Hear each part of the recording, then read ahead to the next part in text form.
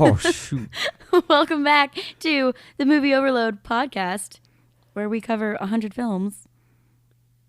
Wow, forgot words. Whoa, 100 films. It's right there. Through the history of cinema, from A Trip to the Moon all the way through Parasite and everything in between, except freaking Woody Allen. Fuck that guy, man. Yeah. Like, what the actual heck?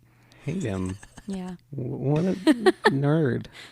Wow. I was so excited about that intro and kind of forgot what I was talking about halfway through it. I think it's the best one yet. Hi, guys. It was good. What's your name? Oh, hey. I'm Hannah. Nice. That's it. And Just Hannah. what's your name? I think it's Hunter. Nice. Back in Nice my to meet you, village, they Hunter. call me Hunty. Hunty. The Village. I saw you from The Village once. I can't remember if she says village. That's great. Sorry. And you are. I'm Reese. You are. Hello. Hi. Hi. We think we're funny. We certainly all that do. matters. That's a joke about the movie we're going to talk about. Oh. Hannah, what movie is it? Today we're talking about The Passion of Joan of Arc from 1928. We are Ooh. still in the 20s. Still in the 20s. And Only it's 1 year at a later. time. It's a rip-roaring time, guys. This one was interesting. It pulled the strings of my heart. It really did. And It was my very soul. Emotional. It's Yeah. a good time. It was directed by Carl Dreyer. Beautiful. Thank Beautiful you. pronunciation. YouTubed how to pronounce Pronounce. that. You should have looked at how to pronounce. Wow, that worked out well. Yeah, so I'll refer to him as Dreyer, even though I wanted to just call him Carl, because It was directed by Carl. Carl. The 1928 Carl. Yeah, that just resonated with me. Like, really made an impact that his name was That's a beautiful Carl. name, yeah. Mm-hmm. Yeah, this one was interesting. I actually didn't know what to expect. I thought it was going to be more about the history of her life, and it wasn't. It's just really about the trial. So I don't really know how to sum up the summary of the plot other than saying it just kind of recapped her trial and her execution.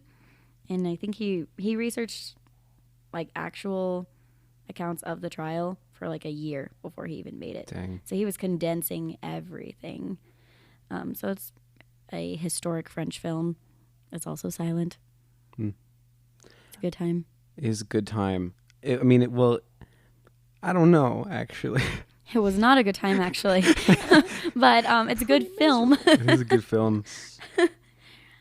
I heard that, and I don't know if you have more information on this for later, but I heard that it's had like several different versions, and the one that we had on Criterion had French subtitles, but apparently there's also an edition, in the Criterion edition, there's the original version, which has Danish intertitle. Yeah. I heard that, like, I think I read, that it was the French ones were translated from Danish. From Danish? Yeah. Huh. So I actually don't know. I didn't read that. I So- just know I think I it was saw it that. was a French film. Yeah, Like this, right. some French society actually asked him specifically to make a historic film for them. So it was all in France. It might have been like a specific version or something. yeah, They did release different. different cuts kind of throughout. Maybe it was the specific copy that they found. It was in Maybe. Danish. Oh. I think that Yeah. might have been what it was. I do think Or something like that. Dreyer is a Danish name. Yeah. But it's interesting because again, it's a French film because it's set in France. It's Right. Joan of French Arc. It's history. the most French thing ever, and it Yeah. literally specifically says at the beginning, it's like something about like it strikes at the core of who the French people are, or something like that. Like it said something about Joan of Arc being the quintessentially French person. I just found it. It just says that the original version was Dreyer's version, very, very French. But the next version of the film was produced by a guy named Arnie Krogh of the Danish Film Institute. Okay. And he cut together scenes and sequences to make his own version. Gotcha. Wow, I cannot Okay. talk today. He made a virgin. He cut together his own version. I'm sorry. That's rough. I have not had a lot of sleep in the last 48 hours. Oh, I don't know if any of us have. Should not be doing this. So yeah, Delightful. it was very interesting. Obviously, and this is, I guess if I just talk about like a lot of what I researched, it was kind of just a landmark in film history because of the way that they shot it. Obviously, it was a lot of close-ups, and that was pretty new. Mm-hmm. And I mean, there's like rarely a scene with two actors in it. Like you can't even really tell where they're standing in reference to each other. Yeah. It's just their faces. Or it done in such a way that like it's a close up, but like it like slides or yeah. spins, and you get like face, and they just kind of And slide they're in so and out of smooth. frame. Yeah. it Yeah, looks and there's great. not a whole lot of camera movement, which people talked about too. Like But when there they did is, use it, it boy, was it moves. very yeah, it was very poised whenever they 'Cause did there were times use when it. it was like swinging back and forth sometimes, and there was the big like rotational shots from like above or below. They Oh would, yeah, like, track like that one with the in the crowds and courtyard stuff. where it like goes upside down, Mhm. following those Which people, is and then tough. it goes in reverse. You still see or- that. Yeah. You still see that shot sometimes, and even when I see it in modern movies, I'm like, whoa, Right. that's fancy. I remember they did that in like Midsummer and stuff. I'm like, whoa. Oh, yeah, and then they they did did. it in this movie. I'm like, oh, Yeah, it was super interesting. it's fun. Gorgeous. Oh my gosh. Like for me, it's one of the most visually impressive movies that I've ever seen, which is Yeah. surprising because it's 1928. You Right. would think that even just like film stock wouldn't be good enough to be able to do what's done here. It looks Yeah. nice. But also, So I crisp. like that it's almost all close-ups because that almost like I know that there is like a set, obviously, Yeah. but it doesn't feel like the sets are super like detailed and visually interesting, Yeah. and so they kind of make up for that by just having all of the detail in the facial expressions and the acting. It was so Just- acting heavy, Yeah, which I felt like was the first movie we watched that really, really relied on the acting. Mm-hmm. Not because we've watched silent films, so obviously the acting and storytelling is important. But they used other visuals to do that, like Metropolis and even The General. It was like these other effects were being added in, and this one was just so heavy. It's the one that definitely the has the most emotion. like internal storytelling. Mm-hmm. Like it's Yes. about her conflict mostly, just Mm-hmm. on the inside. it's an hour and a half of just constant streams of Yeah. tears. Literally, yes. And she's incredible. Mm-hmm. So I guess she Renee Falconetti is her name. I accept that I pronunciation. am just going to pretend to be confident about that. She was a stage actress, and he was auditioning people and saw her and made her come back and was like, "Take off all your makeup. I want to see you like barefaced do this performance." And she did it, and he was like, "That's her. That's the one. I need her to play this role." Nice. And it's just kind of iconic. Like people still talk about her performance, and it sounds like he got pretty brutal with her. Like they literally quoted that he was this tyrannical director, and he would make her just get down on her knees on the stone set and just take the same scene over and over and over again. And if she like would get upset or have expressions on her face, he's like, "Wipe that expression off your face. I need like emotionless for certain scenes." To like, he wanted her to like internalize everything. So I think it was probably an emotional roller coaster. That sounds like it could be scarring. Yes, just a little bit. So she Very, went through a like- pretty heavy process. I think it sounds like she disagreed. Like she wanted to be have a collaborative experience between directing and her acting, but he was pretty forceful with only his interpretation. He just kind of wanted her to do what he wanted, which that's how a lot of directors are. Yeah, it's always awkward when you like see a movie with great performances like that, and you're like, "Wow, that's so cool," and then you hear that it's like, "Yeah, it's because their weird male director beat it out of her." Literally, Right. With The yeah, Shining and stuff. It's like, Uh-huh. oh, That's- okay. Okay. yeah. As I assume a lot of Kubrick films are like. I don't know. I've heard I just know that he's kind of The rough. Shining specifically had stories about that. Hmm. Something very similar. The Shining Yeah. did. Yeah. Yeah, I can see that. Just excessive takes, and she just got sick of it. Yeah, Yeah, that's rough. So, I but mean- it turned out pretty good, so it's like, I don't Yeah. know. Yeah. excessive takes too must have been different than now, because True. now even directors will take one scene from one angle 30 to 50 times. So back then, though, I mean, I don't know how many they could have taken. Right. And that, I mean, again, like we talked about that a little bit earlier in some other episodes, but would be really expensive to do. Exactly. Yeah. And it clearly seems like, and I don't know if the look is entirely done based off of like having really nice film stock, or if it's mostly just in the lighting and the fact that somehow Dreyer and his cinematographers are just like the greatest cinematographers ever. Right. But it seems like based off of how good that film still looks, like it would have been pretty expensive film stock to have. Yes. He was given a budget of 7 million francs, Dang. which is equal to like 7.7 million US dollars. Gotcha. And then he constructed the whole set. So it's like an octagon concrete set. It was like almost all just stone and concrete because he wanted it to look like the prison, which was like part of a castle that she was kept in. So he was very good about remaining historically accurate. Like he definitely tried to recreate everything in from the trial transcripts. So I think they were probably just kind of in this like stone blob all the time, filming emotional scenes. That sounds rough. It sounds kind of exhausting. I mean, the payoff is definitely there. Yeah. Yeah, that's all they needed, I guess. Mm-hmm.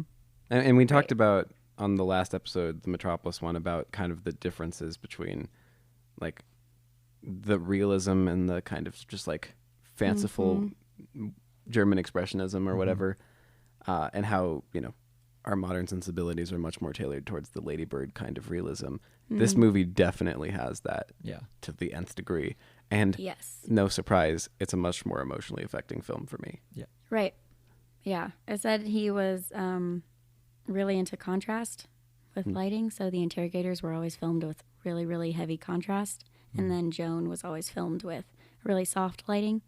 And he didn't let anyone wear any makeup. And then he was really deliberate on filming from the first scene to the last scene. Like he did not jump around at all. He filmed everything in order. Which I think with the emotional arcs that were going on maybe paid off. Like I just thought that was interesting. So, and angles obviously. Right. It does have some. I think it would for definitely for this movie, which is, you know, not very long and has a very like small time scale, does make sense to do it in a chronological order. For the performances at the very least, if it at all aided those performances, it was totally worth it because they are really good. But I'm interested in. Do you have any information? Sorry, that's kind of a detour on the score, because I saw on Criterion there were like 3 different scores that they had, and the one that I watched was Voices of Light. It was just like the main version on there, and that was really good, and it felt like it fit really nicely. Yeah. But I don't know that it was originally written for that film. I don't know. Yeah, I'm trying to look that up because I actually didn't see anything on that. Gotcha. I think I watched the same version. I think I watched whichever one's on HBO, which I think is sourced from Criterion. Yeah. I don't know which one I watched. That's Criterion actually has 3 different versions of the movie, really? And 2 they're just different scores. So apparently the guy from Portishead did one of the scores, which is interesting. And then, oh man, I can't remember who did the other one. But yeah, I was looking at it earlier, and Criterion just has like a bunch of different scores for this movie, which is interesting enough that like I kind of actually want to see all 3 versions and just see how that changes the experience. But I assume that means that like this film didn't originally have its own specific score, which is kind of weird based off of just like the small bit that we've heard from Dreyer. You would think he'd want like a very specific score, like Lang had for Metropolis. Yes. It says that they actually just kind of bounced around between a couple of different scores for its premieres. Gotcha. And then they added like a specific one later on. I think they just kept messing with the cuts and releases kind of throughout the early 30s. So, gotcha. Yeah. So I think, there's a few. It's, weird that they didn't actually come up with, because I think a really intentional score with his very intentional emotional editing and directing would have been made it punch even harder. Right. It seems like that would have been the kind of thing he would have wanted, but I mean, I don't know, maybe it wasn't in the budget or something with. Yeah. But you said it was approximately 7 million US too, right? Which, 7.7 million US dollars. Which is what it would have equaled. Adjusted for inflation is. I was going to say, was that for at the time, or is that now? I think probably. It was 7 million francs for them, which equals to $7.7 million. So back then, I guess. I guess. Yeah. So yeah, Math. adjusted for inflation, it's quite a Sure. lot. Yeah, it'd be quite a Yeah, bit, that is a lot. But if he built like that entire set and did like 1 trillion different takes, then Mhm. that probably would have It's a used lot up of film the to go budget. through. It says later that Dreyer heard the soundtrack of Joseph Marie Lo Duca's version of the film, which came out in the 50s. And his score had like Bach and Albinoni and Vivaldi. And Dreyer, it says Dreyer disapproved. He did not like it. Interesting. He appears not to have encountered any score that he considered definitive. Gotcha. So I maybe guess he's that- just picky. Yeah, maybe he just doesn't like anything. Yeah, nothing's good enough. Maybe not the nicest guy, I cannot say, That's what it sounds like. but certainly talented. Yes, Mm-hmm. definitely. This was his 6th feature film, Dang. and he had done some short film work too. But I think this was his best received film, That makes sense. at least by that time. His other ones were not very popular, so I'm not really sure why they asked him specifically to make it, but they I did. guess they made the right choice. Yeah, She got a I movie think that so. people liked when it came out. Yeah. And it said the society, it's like the French Society of Films, essentially is what it is. And they asked him to make a film for it, or for them. And they proposed for it to be either about like Marie Antoinette or Catherine de Medici, names, or Joan of Arc. And he was like, heck yes, Joan of Arc, I'm doing that one. And then just read all the transcripts from her trials for a year. Dang. So he committed. That is Cool. that is a lot of commitment. Yeah. That's awesome though. Like it when that kind of thing is done properly, like I don't think that films like period pieces need to all the time be 100% accurate because Little Women 2019 is the best thing ever.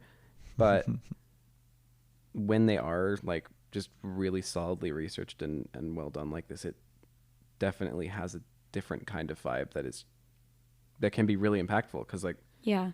I don't know, I definitely obviously kind of know the story of Joan of Arc, but the like emotional tie to like that era in history just feels like it's rarely there, you Yeah. know? Because you kind of hear it in this like dry historical context and you never like actually think about like, oh, that's a really dramatic and awful thing that like real people experienced. Right. And it's nice to have it put in that kind of context of like, Yeah. no, this is just what happened. I'm not dramatizing it. Like this is what Right. it is. This is realistic. As close yeah. as you can It said get, that yeah. they also bought out the rights to like a 1925 book on Joan of Arc to use, but then they didn't use like anything from it. Oh. He stuck to the transcripts and didn't really use the book at all. Dang. But it's probably just because he focused so heavily on the trial itself Right. that Yeah. I don't Yeah, I thought too that they would go into other parts of that That's what I story kept because I know expecting. there's a lot there. yeah. But then yeah, just specifically focusing on the end basically is interesting. But yeah, let them dive really deep into that specific emotional conflict. So Right. And I think it was the right choice. Like Mm-hmm. I really like one location movies and movies that just have Mm-hmm. a very like small time window, I guess, that they're Right. taking place in. Mm-hmm. And I feel like if you do that properly, it can be just kind of a way more emotional experience. And honestly, in a weird way, it feels like it makes better use of the fact that you have film. Because, I mean, we talked about that with the trip to the moon, that like, oh, you can, now we have this medium of film and we can look at it as like, I can do weird things and manipulate time in ways that I couldn't normally do exactly with theater or something. But I honestly think that there's a lot that you can do with just a one location or a small time in film that lets you just like having that, I guess,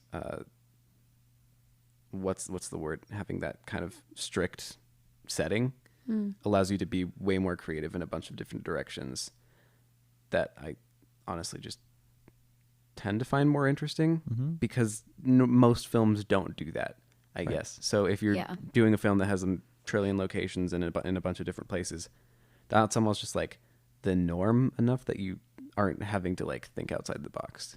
Right. Yeah. Just it's always just kind of that creative principle of like when you have limitations, you have to kind of find different ways of making that interesting. Like Right. the little bit of stuff that you have to work with, you got to work with it more because you can't rely on a lot of things. Exactly.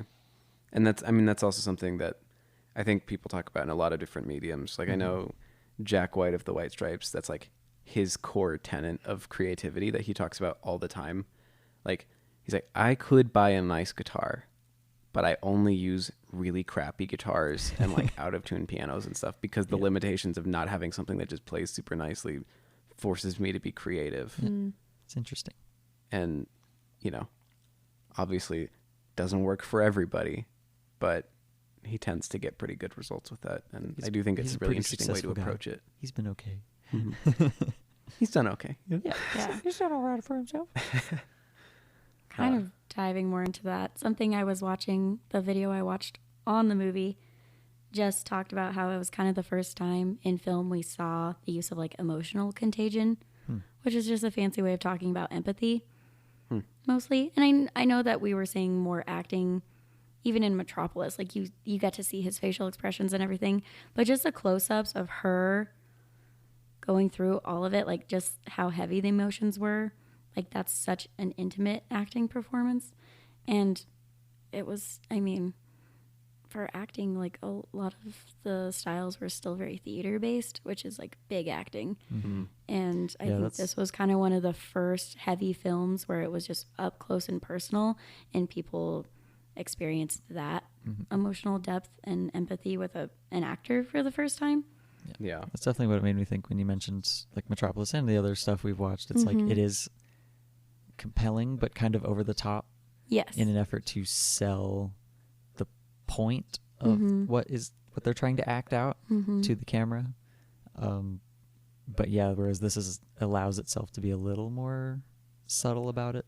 And yeah, just relying on the face, but not in an exaggerated way.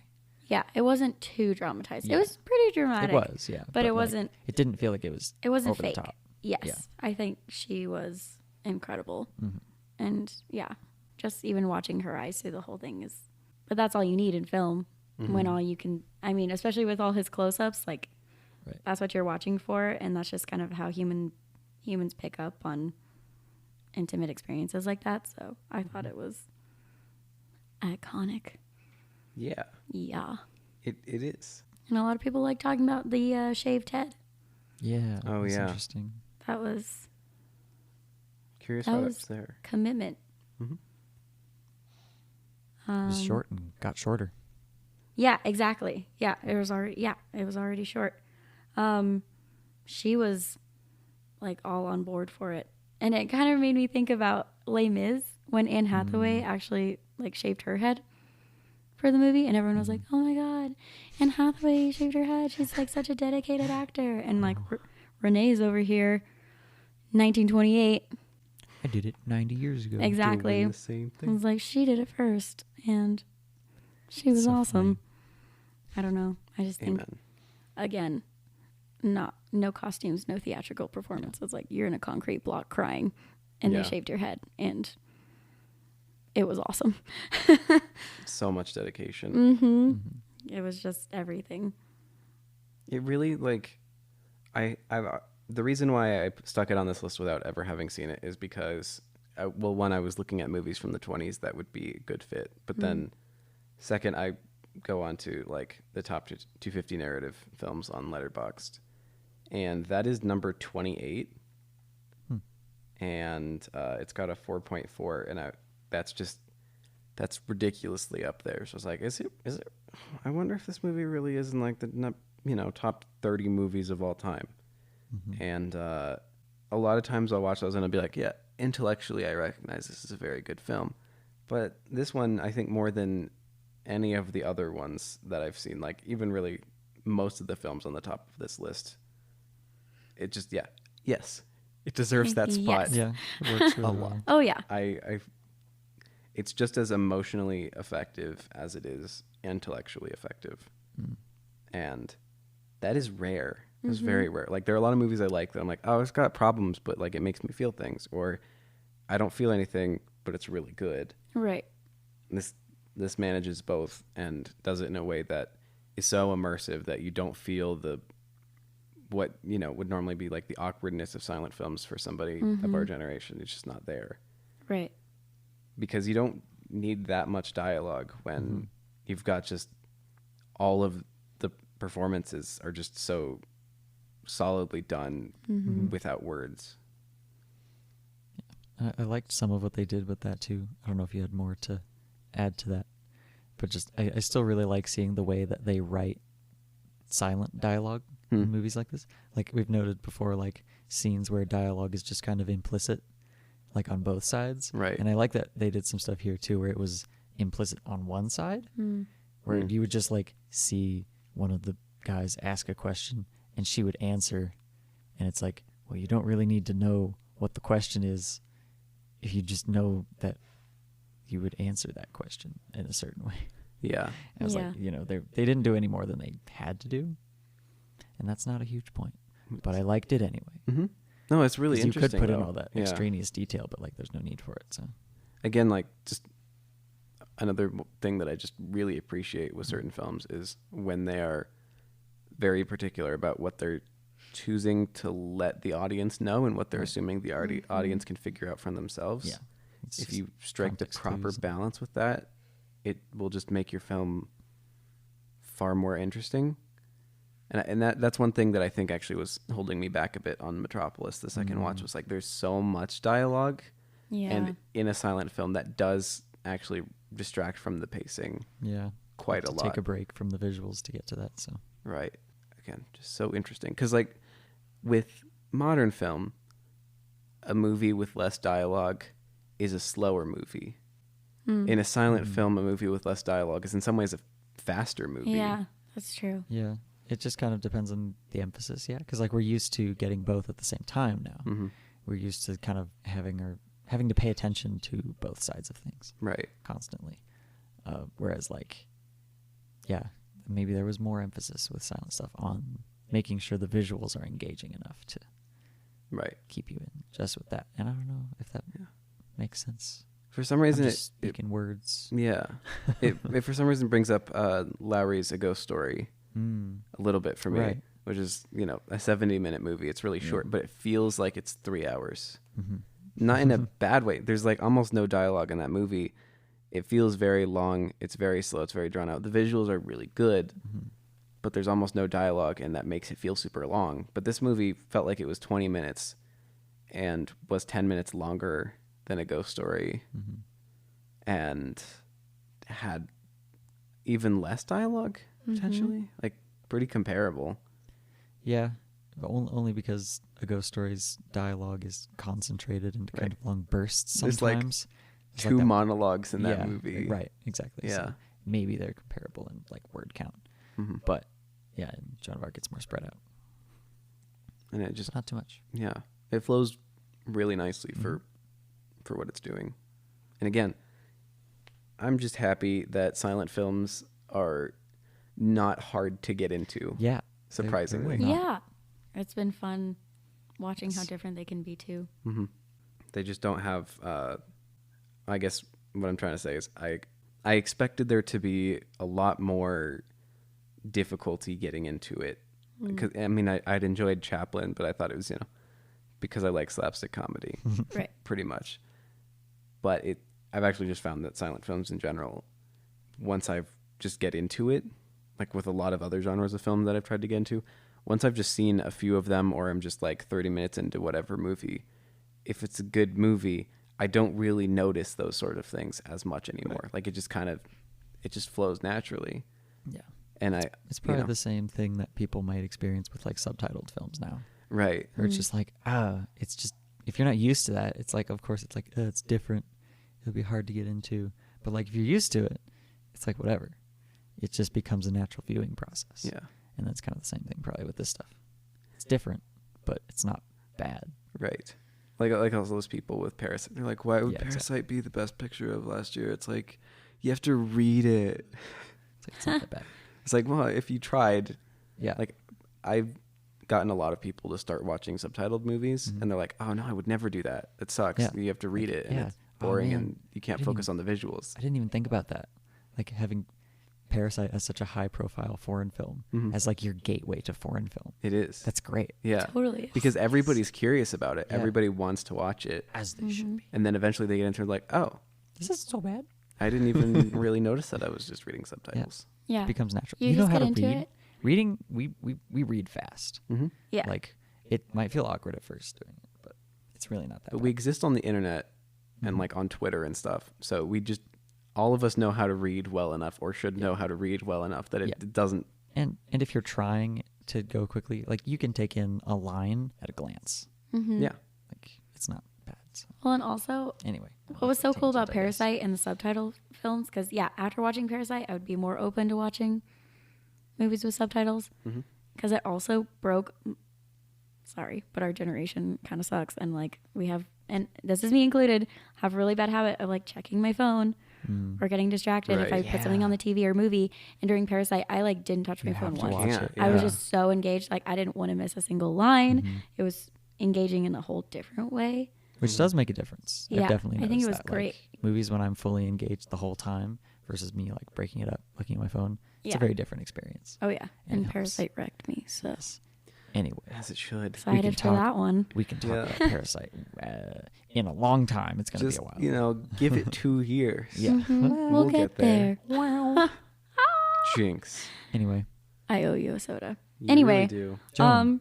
Joan, Joanie. I wanted to like plug in the side note because I thought it was so interesting. I don't think they even really have a whole lot of information on this. So it went through a ton of cuts and edits and was like being re-premiered around different countries. And it just said for several decades after it was released, it was viewed in all these re-edited versions. But they were just trying to like eventually restore his original cut because the Society of Film in France was like, it's too long, change it. So they kept messing with it. And they didn't even restore the original cut till 1981 Whoa. when they found a full version of it in Gestad Hospital, which is a Yeah. mental institution in Huh. Norway. Whoa. That's the only place they ever found it. So that was in the 80s.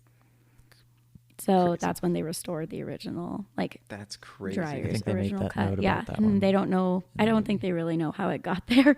So it's like, okay, someone's over here in a mental hospital with the original cut of Passion of Joan of Arc. That's funny that they wanted to cut that down. Like, it's so short anyway. Yeah. An hour 20 is like, it's like nothing. Yeah, I'm By not today's really standards, sure at least. by Like, what that's tiny. standard they wanted him to make it shorter, but I think he actually fought them on it. That makes sense. Yeah, of course he did. They just said there was a lot of pressure for him to keep cutting it down. So I think it was like premiered, and then after that, it was just kind of chopped up for years. And then it was in a mental institution, just hanging out.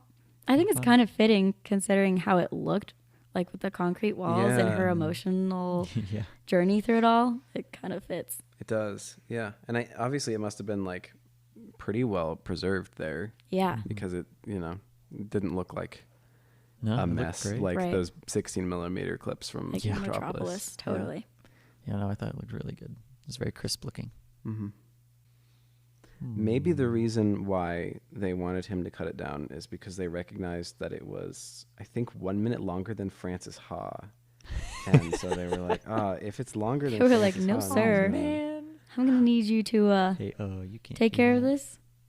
I mean, if you cut out the what's it called? Credits. It's been so long since we've actually watched movies with credits. Opening credits. But anyway, if you cut Yes. out the credits of Francis Ha, Oh, yeah. then Joan of Arc is longer. So that's pretty rough. And Francis Ha is known for being a very lengthy film. Yes, totally. And I'm always, I really I think most of my favorite films are either the really, really long ones or the really, really short ones. Mm-hmm. Yeah. Like if it's a 3-hour epic, I'm like, heck yeah. And if it's an 80-minute, like just very punchy movie, those are the two extremes that really work. And that is, I think probably most of the movies on this list are either really long or surprisingly very short. Really short. Yeah. So How that's long unless is our you're longest one Metropolis. again? oh gosh, let me look at it. I 4-ish. think it's around 250 minutes. So, We can do it. very long. But I think It's a Brighter Summer Day is our longest movie. 4 hours of snacks. Yeah. We will definitely have to actually watch that one together because nobody in their right mind would. Is that past split our that. banking period? 237 minutes. Ooh, still quite long. Oh, yeah. Is that after we're? Is that when we're back to solo movies? Is that far enough out? Yeah. Like That's in 91. Yeah. Oh, okay. Yeah. Duh. Although Gone with the Wind, I I don't think know, we do have to do It's while we're true. banking, which is going to be rough. Oof. I mean, Just no, need to sorry, get we the wouldn't habit of- bank. We're very professional, and we know you want very timely reports. So we No would breaks. never do that. And honestly, We if would never anybody do was that. ever going to bank podcast episodes, like really just, I don't know, fuck them, Pathetic. I guess. Fools. Disappointed in all of you. Yeah, really, really hate podcasts that bank episodes. It's just the worst, Yeah, I'm I sure can't both stand of you them. guys have heard me rant about that all the time, but Yeah. it's disgusting. I can only think of the one. Disgusting. The one. I don't know. Just the Anti-Donna podcast, Yeah. I guess. Oh my gosh. Because they really like to talk. They about really did, though. They did like 8 episodes like in a Yeah. row. It was wild.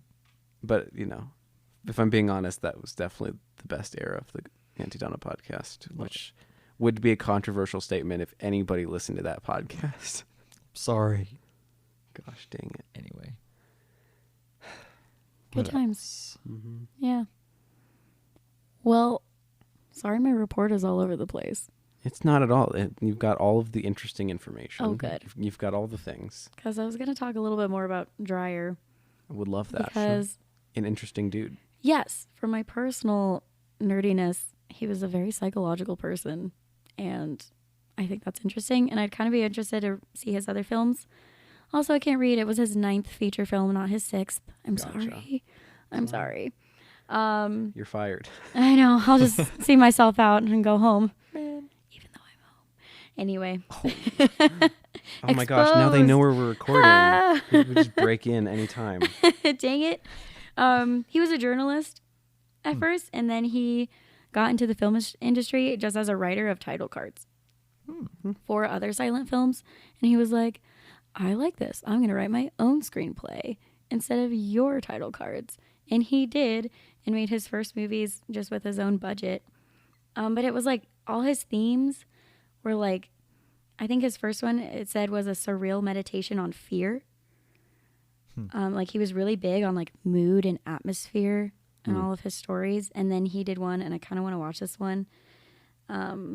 It's called Day of Wrath, and the theme was paranoia surrounding witch hunts. Interesting. So he was just, and then I mean, Joan of Arc is Kind of obviously super similar to emotional this. and all Yeah. about how the audience was going to feel that empathy. Right. So I think he had like a really cool insight to how humans function and the brain. But he was pretty artistic there's with how he went about it. Definitely that in Joan of Arc as well. Yeah, totally. And I think I don't know, that felt ahead of its time a little bit, because if you think about it, psychology wasn't even hardly a thing at that time. Right. Like psychology is considered a very new science. So he was kind of exploring different ideas that It's like social weren't really psychology talked stuff. about yet. Yeah. Oh man, it looks like he also directed what is it, Vampire? Yeah, I don't that's know the how to- meditation on Nice. fear one. Oh, Yeah. Cool. That I've heard a lot about that movie. I am not Desperately sure that I've wanna heard much see about it. that one. 1932. Yeah, that was his next one after Joan of Arc. Apparently an early horror movie. Would be a good time times. for the Patreon exclusive, I will- potentially ASMR podcast. I will suffer through while also helping you relax. It sounds like a good idea. I don't know. I may not be able to relax, but you can. If you're interested, you can email us at movieoverloadpod@gmail.com or movieoverloadpod_ on Twitter, movieoverloadpod on Instagram. Our website, movieoverloadpod.com, also has a form. Yep. You could let us Lots know of things. if you're interested in that. And if you're not, well, fuck you. I'm really nice And to that's our all we have to listeners say. today. Yeah. Aw. I don't think I'm going to gain us any supporters. No, from I that. feel like it's good. No, I mean, they'll as long as we're understand. not like actually mean to people, I mean, you can actually be mean to people. I might be. Don't do it. You don't know as the listener. really what I'm like in my daily life. Yeah, true. So I mean, if I'm nice to someone all the time, I probably am not comfortable around them. that's a good point. You know? So it's like my Yeah. friends, I give them a That's a hard good time. point. See, I'm just showing that I'm really comfortable with all of you Yeah, we listeners. just like really like you guys. I want you Yeah. guys to like get it together. Right. Fuck you guys. Yeah, fuck you. Brilliant. So, Good stuff. Joan of Arc. Joan of Arc. A movie. A classic human I didn't really know how I felt. Like I knew the story and it didn't have any kind of emotional attachment. But I also Right. didn't have like a very firm stance on like, obviously burning somebody at the stake, probably rough. Just But a also little. I was like, but like, is she crazy? Like I didn't really fully understand it. And this makes a very firm case for like, nah, Joan of Arc is like the best person and she's really like following what she believes and Right. the church kind of sucked. Right. Which That's what I took from it too. yeah. Sorry, did you want to keep No, going no, on go ahead. that? The thing that definitely stood out to me with this is like, it doesn't matter whether what she's saying is true or not. It just stood out to me that like, they're freaked out by her because she's like saying things that go against their authority, I guess, on like Right. religious matters. And so she's not conforming to that expected Mm-hmm. way of being. And like, she's not acting like doing womanly things. She's defying like the gender roles and stuff and Yeah. the religious roles. And like, there's all this stuff that she's kind of going against and it scares them. And they're like, I guess we have to murder you. Right. Like, oh. And it is So- super interesting to watch a movie from 1928 that's like fully on the side of somebody who is like Right. cross-dressing and Yeah. not fulfilling Right. normal gender roles and villainizing wanting to enforce Exactly. those gender roles. Yeah, and they call attention to just very briefly. She has that line. They're like, "Wow, I guess we're gonna like execute her," and she's like, "But I haven't hurt anyone." It's like that doesn't matter whether she's lying or not. She hasn't done anything really like ethically wrong. Right. She's just hanging out. I mean, she's doing important stuff, and obviously there's more influence in her story, but like she's not causing harm other than just being something unusual. She's a Yeah. threat Yes, to exactly. our control. She's not normal, Kill quote her. unquote. And so they're like, Sorry, all the that's the people jingle in of the authority are government. like, whoa, hey, she's different. Get her out of here. Yeah. And then they did. And then the other people freaked out about it, and it We're was like, great. hell no, There's, like, that man. big It's like the riot at foundation of the end. every It's crazy. dystopian story ever. Mm-hmm. The France rebel. You is know. the It still happens. Thank you, Joan France of is Arc. the foundation of every dystopian This is story. true. That is true. She's pretty awesome though. Like, yeah, her dedication to like Joan of Arc as a person, not the actress. The actress was also dedicated. Because didn't she sign the confession? Right, that's what I was going to say, And too. then went she, back like, and was like, saves herself and then That's not okay. unsaves herself. She's like, from hear me that. out. Yeah. Comes back. Mm-hmm. Mm-hmm. So Obviously it pays makes the it price very for that. even more intentional than it was before. Yeah. To walk away from the punishment of that and to walk back into it willingly. Just is like, Right. no. It was like, I what gotta an stick to my identity, you guns know? here. Yeah. Yeah, that's not It's who I happening. am. I have to go follow through Yeah. with that. Mm-hmm. Oof. It's Because I was like, it's what would I wild. do? I'd be like freaked out. Be like, yeah, I'm sorry. Right. Right. She had her convictions. and Totally. stuck through. She's a badass. I want to be like Seriously. Joan of Arc when I grow up. Heck yeah. I have a lot of appreciation for Dreyer really not being afraid to take a stance. Mm-hmm. Just like, nah, this is what I feel about this situation. Yeah. This is what's fucked here. Mm-hmm. And just feeling free to paint it in that light and not having to do the like, it really depends on your interpretation and how Yeah. you feel. And she's all like, no, listen to me. Right. He's like, this is just messed up. This Yeah. is a bad situation. Look at what the Catholic Church did during this era. And, you know, Not a great time. pretty much most of history. Catholic history is rough. Bro, when it like pans through a bunch of altar boys, I got really sad. Oh. Yeah. We'll have to Rough we'll times. have to go into all of the Catholic Church's atrocities. things. You know. I don't like it. But this does not paint the church in a good light. No. That's true. Which, you know, is very fair. There's a lot of stuff around that time for sure that was questionable. Mm-hmm. Yeah. That's true. Some questionable things. That research kind of painted him in a bad light, being like, wow, he didn't listen to Renee, and Renee was so great. But it's like he had done a year to a year and a half of just studying the trial. So it's like he knew. He knew what was accurate and what he wanted. Right. And that she was capable of it, obviously. So, yeah. Definitely should go down. And I think kind of sort of has until I started like reading about this movie in particular. I hadn't really heard of her very much, but really I think deserves to go down in history as like one of the all-time greatest performances. Oh, yeah. That's like one of the first things I read. It was just, it's listed as like one of the finest performances in cinematic history. Like, she's a legend. I don't know how she managed to produce so many tears. Yeah. All the time. That must have hurt. That's the thing I couldn't find. I was trying to look it up specifically. I kept Googling the question of how long it took him to film it, and I couldn't find, unless I'm just blind or dumb, I could not find how long it took him to film this. I didn't find anything on it But either. yeah, I didn't find that anywhere. But I know it probably wasn't short. And yeah, she cried a lot. So, but I mean, maybe working with him made it easy. Yeah. That's rough. It was like, it was a hard time. Yeah. I wonder if she felt like it was worth it in the end, you know?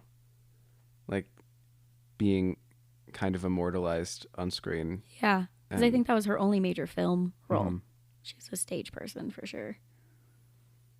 Maybe that's why she didn't do any more afterwards. She's like, all Is this what traumatized. film is like? I don't know. She was the one in the mental institution. Man. I don't know, maybe. It is possible. Mm-hmm.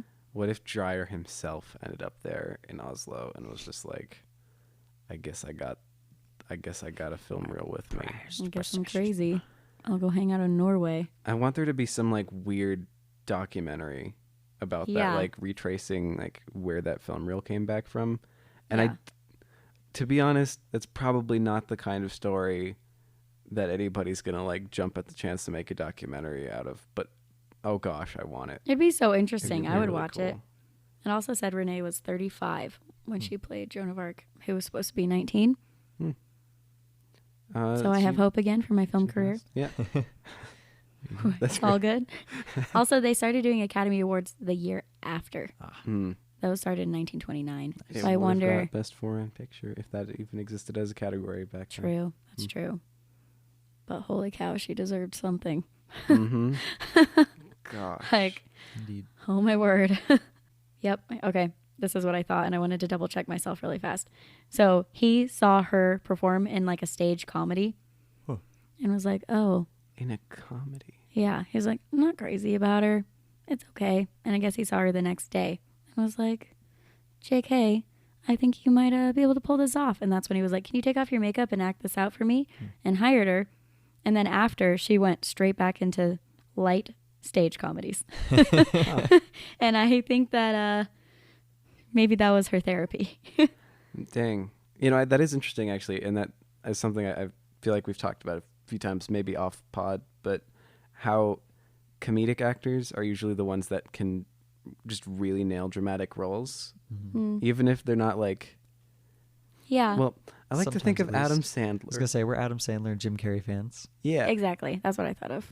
And I don't really, and this is my I'm gonna get you're gonna get so many hate tweets for these things that I say here. Not the hate tweets. Not a big Adam Sandler fan in his comedy. Right. I'm not either. Don't really Yeah. like Jim Carrey's comedic sensibilities sad. personally. Okay, Does more not with generally give me a chuckle.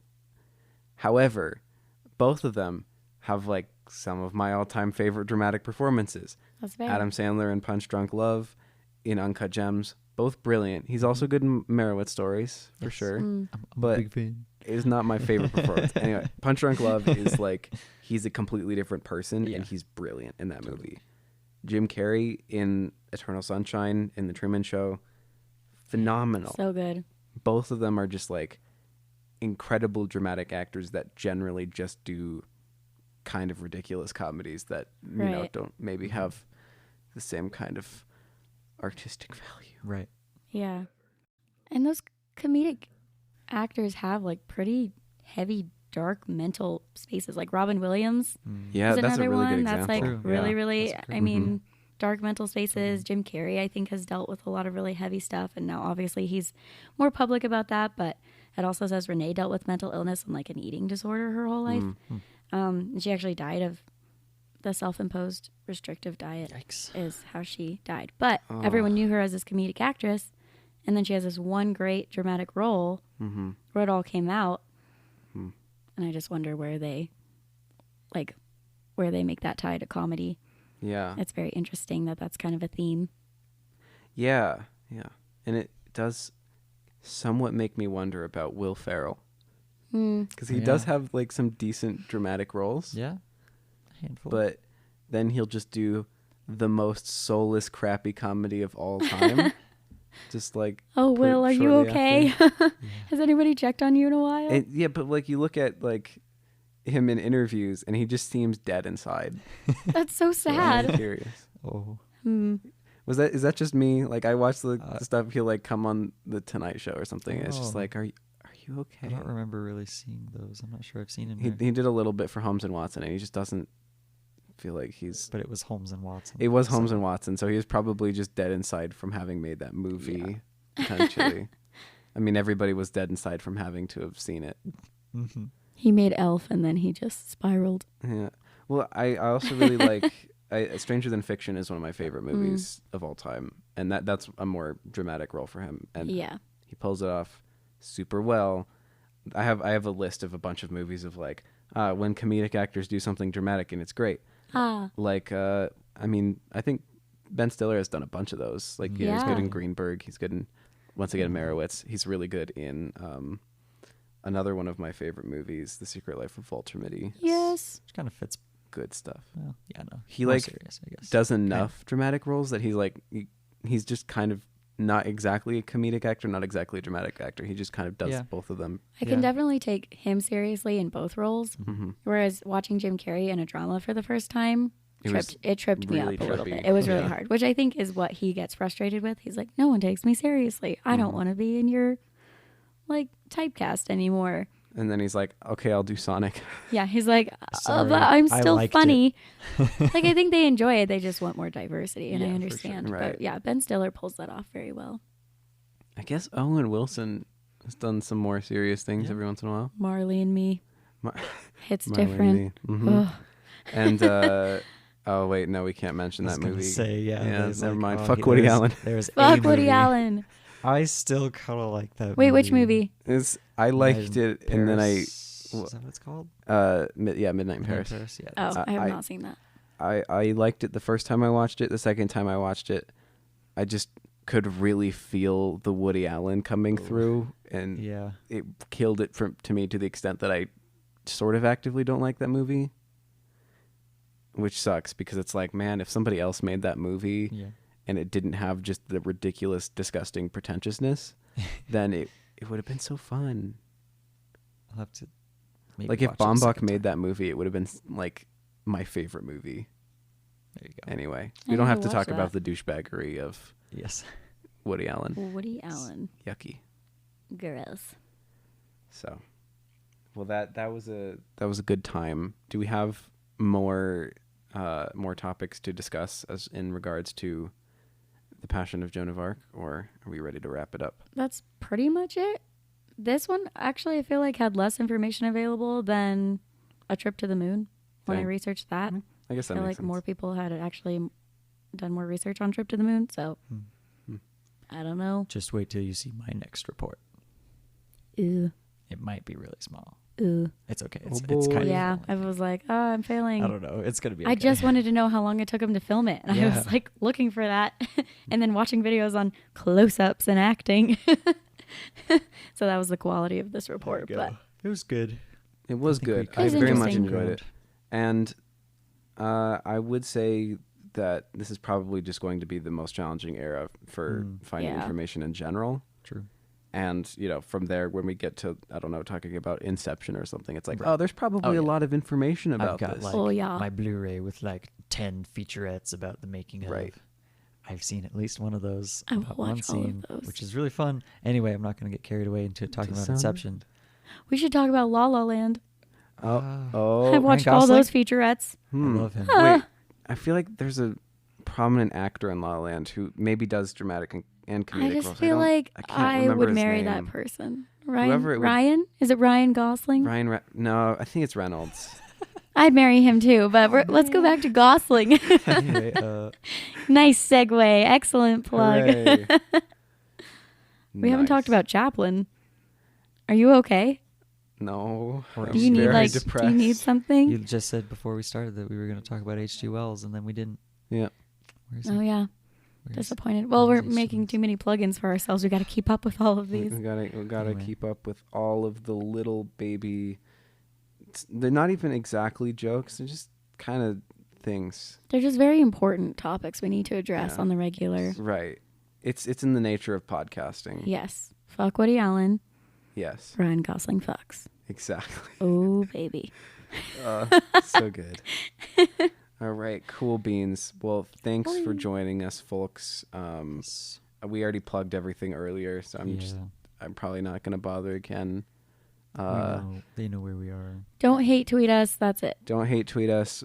Go watch this movie if you haven't, you coward. We did. And as we say here at the end of every episode of Movie Overload, I'm pantomiming a single tear running down my face. Wow, I feel like I was watching the movie all over again. it was so emotional. So powerful. Ugh. Wow. Academy Awards. Sorry, I Honestly. couldn't remember anything this time again. So, copped out. Peace. Peace out, Good. fools.